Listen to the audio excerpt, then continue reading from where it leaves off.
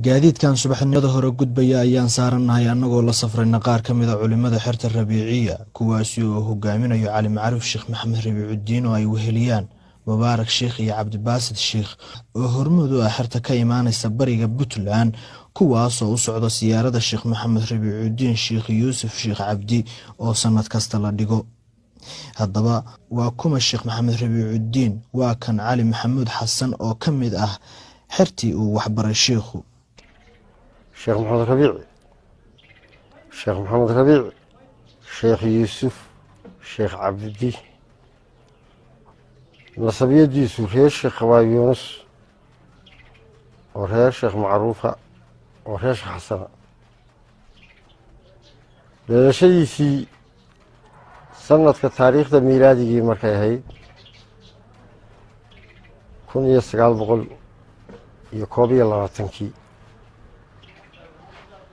ayaa dhalashiisay wuxuu ku dhashay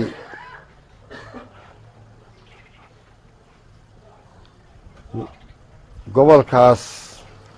dhagax buur meel ku dhow buurta weyn ee Sabati leeyahay iyo dooxada Bardaxle dhexdooda ku dhashay Sabati iyo Bardaxle beena Sabati iyo Bardaxle labada dhexdooda ayuu ku dhashay gurigii aabihii ayuu ku soo barbaaray hooyadii isagoo 3 bilood jira ayay wafaaday dhimatay aabihii Sheekh Yuusuf baa soo koriyay 28 jir isagoo ah ayaa la soo diray diinta nugaal ka faafi iyo bari halkan hadda aynu joogno bogcadan طريق الشيخ أبي يونس وحويمي isagoo 28 jira halkaas ayuu diinta fiinteeda ka bilaabay oo ciidaha oo ciid joogin oo magaalo ahayn oo waxba ka dhisnay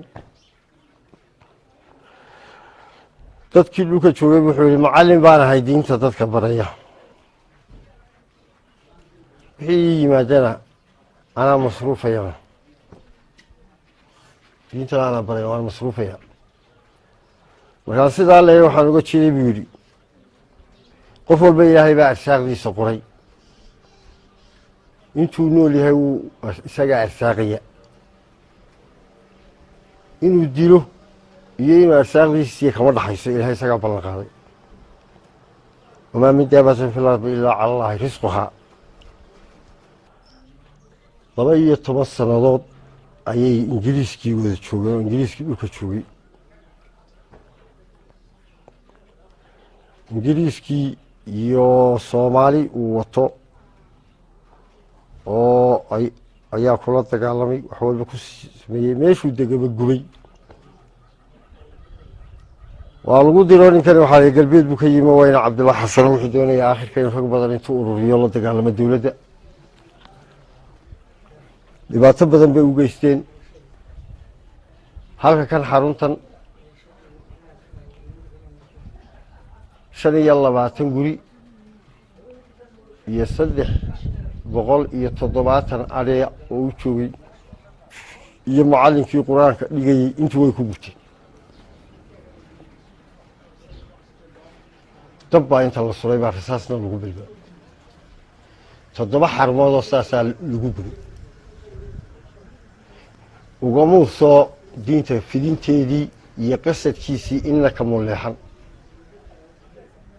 badi culimada halkan yimaada waxa inta ay joogaan tagayaan qabriga sheekha si ay quraan ugu soo akhriyaan uguna duceeyaan allana uga baryaan inuu janno firdawsa ka waraabiyo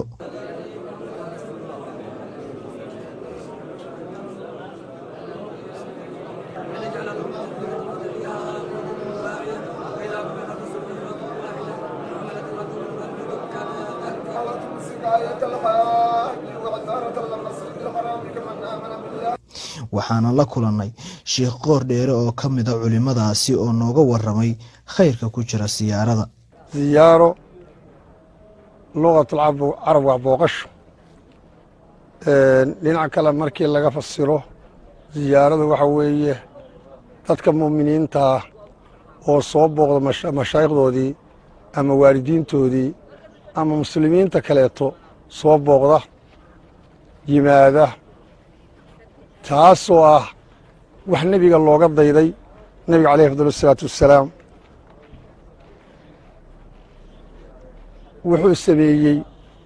inuu siyaarada bixitimo nebigaa looga dayday siyaarada in loo bixitimo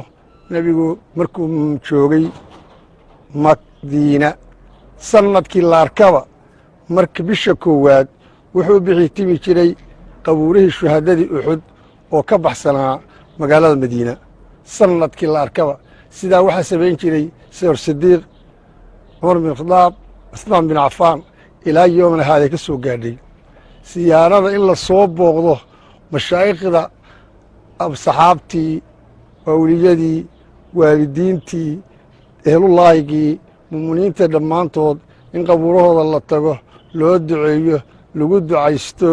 waa mashruuc aan qofna ka hadlin 11 qarni islaamku soo socday yaano quraanka akhriya oo sheekhay quraan oo akhriya oo ziyaaranaya waxaan ka yimi oo quraanka anigoo akhriya oo hadda fadhiya ayaa wariyuhu ii yeeray Jaafar aad iyo aad baan u mahadsantahay waxaana ka yimi gobolka Sanaag gaar ahaan degmada magaranaysaa baraagaha qol ayaan ka tirsanahay kulli quraanka ay wada akhriyaan sidaas ayay ugu ducaynayaan si ay hadhoon ku kala baxayaan wejigooda waxaa ka muuqata jacaylka ay u qabaan sheekooda waxayna soo xaadireen xaflad kale oo lagaga sheekaynayo taariikhdii wanaagsanayd ee sheekhu uu u soo maray u adeegidda diinta si ay dhalinyarada maanta joogtaa ay uga daydaan waxaana xafladda ka baxaysa qasiidadan oo ka sheekaynaysa sheekh maxamed rabiicudiin allah ka raali noqde